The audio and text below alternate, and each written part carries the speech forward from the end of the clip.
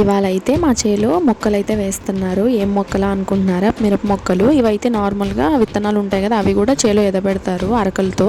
అట్లా కాకుండా ఇంకొక ప్రాసెస్ ఏంటంటే, నర్సరీలో వాళ్ళు మొక్కలు పెంచితే ఆ మొక్కల్ని మనం రూపాయికి 2 రూపాయలకి అట్లా కొనుక్కొచ్చుకొని చేలో నాటించుకోవచ్చు మనుషులతో. ఇవేంటంటే నార్మల్గా కాలువలో నీళ్ళు వదులుతారు.